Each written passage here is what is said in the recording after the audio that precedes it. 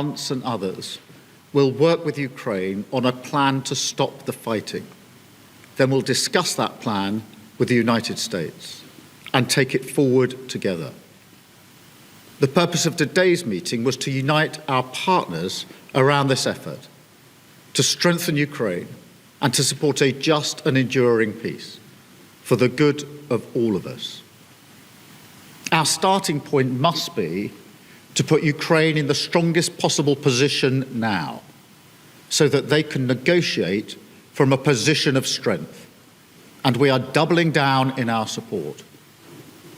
Yesterday evening, the UK signed a £2.2 billion loan to provide more military aid to Ukraine, backed not by the British taxpayer, but by the profits from frozen Russian assets. And today I'm announcing a new deal, which allows Ukraine to use £1.6 billion of UK export finance to buy more than 5,000 air defence missiles, which will be made in Belfast, creating jobs in our brilliant defence sector. This will be vital for protecting critical infrastructure now and strengthening Ukraine in securing the peace when it comes. Because we have to learn from the mistakes of the past. We cannot accept a weak deal like Minsk, which Russia can breach with ease. Instead, any deal must be backed by strength. Every nation must contribute. In a stunning development that has sent ripples through Westminster, King Charles has done what many in Labour deemed unimaginable. He has granted Nigel Farage a level of symbolic recognition that could fundamentally reshape British politics. As the Quran says, God does not burden any soul with more than it can bear. We hope that you have a blessed and fulfilling Ramadan. Peace be upon you all. Ramadan Mubarak. As Muslims across the United Kingdom and the Commonwealth observe the beginning of the holiest of months in the Islamic calendar, the month of Ramadan, I just wanted to convey my heartfelt best wishes to you all and to tell you just how much my wife and I are thinking of you at this special time of year. This would have been a joyous time. Mosques would be filling with life, Muslim families would be coming together to share food and prayers, and many of them would be inviting their neighbours and friends of all faiths and none to join them. My wife and I can only offer you all our kindest and most special wishes and stress just how greatly the contribution of Muslims to the life of the United Kingdom is appreciated and valued, embodying the Ramadan spirit of charity and selflessness. As the Quran says, God does not burden any soul with more than it can bear. We hope that you have a blessed and fulfilling Ramadan. Peace be upon you all. This was no mere gesture. It was a subtle yet powerful endorsement that the Labour leadership can only dream of for themselves. Once ridiculed by the political establishment, Farage is not only climbing in the polls, but has firmly inserted himself into the national dialogue, backed by popular support and, remarkably, a tacit nod from the monarchy. Meanwhile, Starmer is floundering, falling apart live on television as he scrambles to maintain a grip on a campaign spiralling out of control. Labour is plummeting in the polls like a jet in a nosedive. And let's be clear, Reform UK, mocked and once buried by the press, is now steamrolling Labour on the political map. This isn't a short-lived surge, it's a political earthquake, reshaping the landscape entirely. The recent local elections were the tipping point. Labour didn't just lose, they were humiliated. I want to ask you about Keir Starmer heading to Brussels today, a place you know very well. He wants to create what he calls a more mature... He wants back in the European Union. Well, I'm just asking whether or not you share his views that we need a mature relationship with the European Union, that perhaps it needs a reset. And he's under huge pressure, particularly around this deal on youth mobility. You claim to be attracting younger voters. Yeah. You know, how will you square that with them if they're thinking about voting reform? A lot of them wish they could continue their studies abroad. How many youngsters go on gap years to Frankfurt? Hardly any. Well, it's not so much as part of their degrees. No. But they go and climb the Andes, or they go out to the Far East. The world's changed. This idea that my mum and dad had, that Europe was all terribly exciting 50 years ago, it's gone. They should be able to go there, surely, and do that. I mean, why? Do you know what? Not fussed about it. Do you know what? I honestly think it's a pretty marginal issue. I think the real problem is that the Conservative Party didn't take us far enough away from membership of the European Union, which makes it very easy for Keir Starmer just to ape every new piece of European law. And we'll finish up at the end of a Starmer government. It will be Brino. It will be Brexit in name only. Voters who once backed the party passionately under Corbyn have now seen through the emptiness of Starmer's centrist approach, his empty promises, and his quiet alignment with the same globalist establishment that has wrecked Britain's economy, borders and culture. As Reform UK rises, the political establishment is in panic. Yet, nothing unsettled Starmer more than King Charles's next move. While media attention was drawn to royal health updates and Prince Harry's ongoing interviews, King Charles acted as he always does, quietly, symbolically and purposefully. The King is preparing for a major visit to Canada, and according to sources, is consulting Nigel Farage ahead of the trip. That's right, the monarch is reportedly seeking Farage's insights on foreign policy and Britain's role on the global stage. Why? Farage remains one of the few British public figures who speaks unapologetically about national sovereignty, independence and pride. In a time when much of the political class appears fractured and morally bankrupt, Farage represents something different, something authentic within the palace. Whispers suggest King Charles views Farage as a crucial voice to help hold the nation together, balancing the disconnected Westminster elites. Though not an explicit political endorsement, the monarchy wields immense soft power, especially among the public. This symbolic move speaks volumes. A Labour insider's described chaos as Starmer, blindsided by the news, flipped out before engaging in furious phone calls, shouting matches with advisers amid widespread panic in Labour's war room. This was no mere image problem. It was a devastating blow to Labour's fragile grip on power, and a clear sign that the political tide is shifting. Nigel Farage is not just ascending, he is now at the table. Meanwhile, Keir Starmer watches his influence slip away.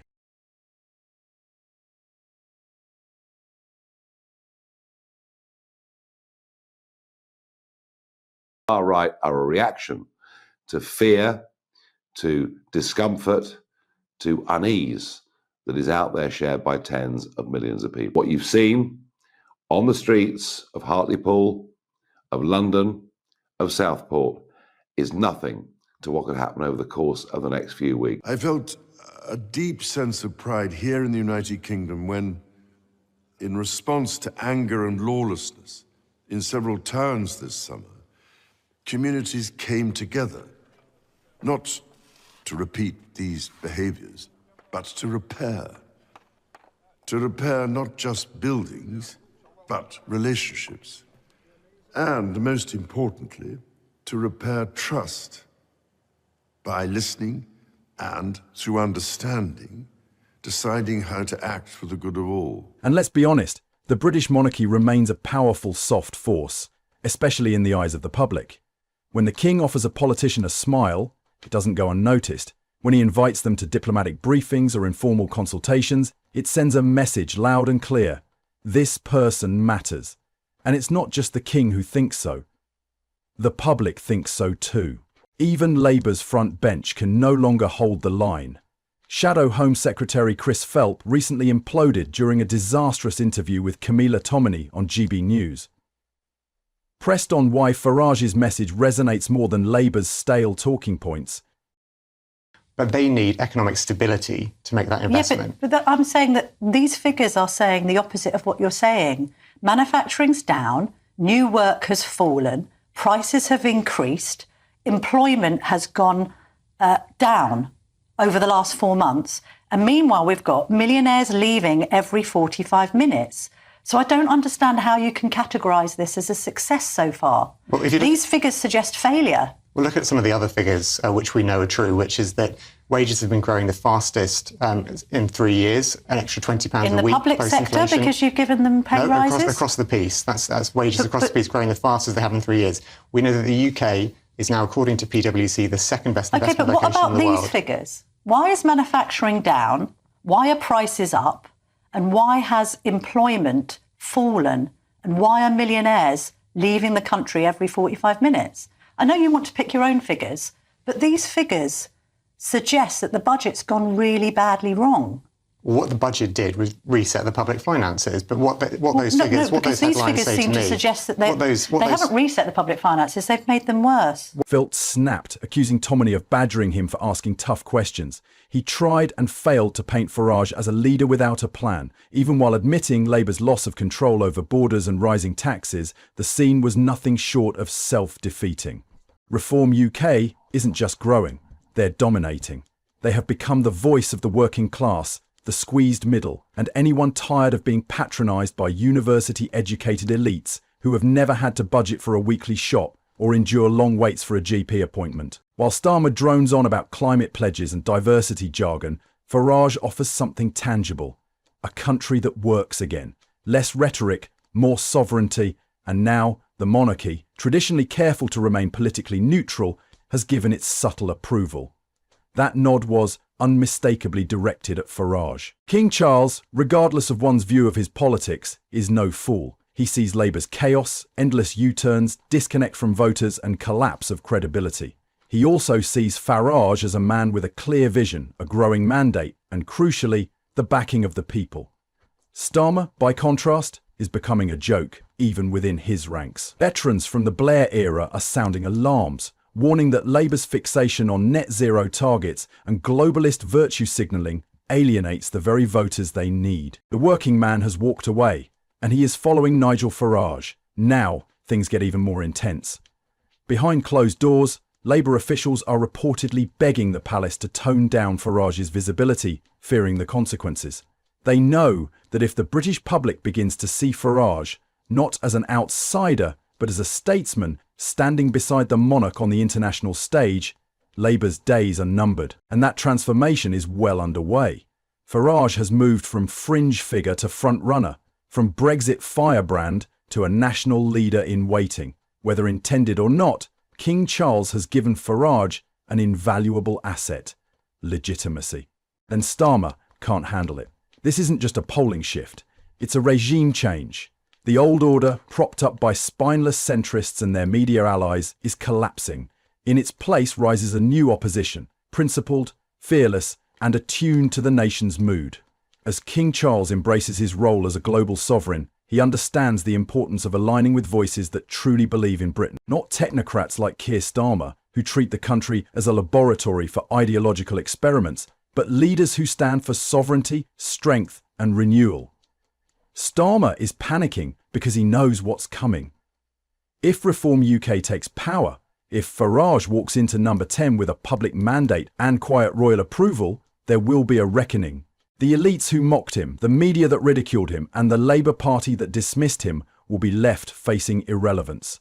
This is the moment the establishment feared, and it's already too late to stop it. Fast forward to May 2025. Now, turning to another major development. The Chief Justice of the Supreme Court has broken her silence, and Westminster is reeling. Angela Rayner, Deputy Leader of the Labour Party, is now caught in a legal firestorm following serious allegations that she used her influence to hinder Reform UK's ability to gain traction with voters. This behaviour, widely labelled an abuse of power, has now been publicly condemned by the highest level of the judiciary. The Chief Justice's ruling is being described as a direct strike at the heart of the political establishment, leaving both Rayner's allies and opponents stunned. Rayner has long been known for her combative style and hardline stance against Reform UK, but the alleged actions have sparked fierce debate, not only over political ethics but also over the thin line between political influence and legal wrongdoing. A series of reports alleged that Angela Rayner intervened directly to undermine Reform UK, using behind-the-scenes tactics and parliamentary manoeuvres to stall their momentum.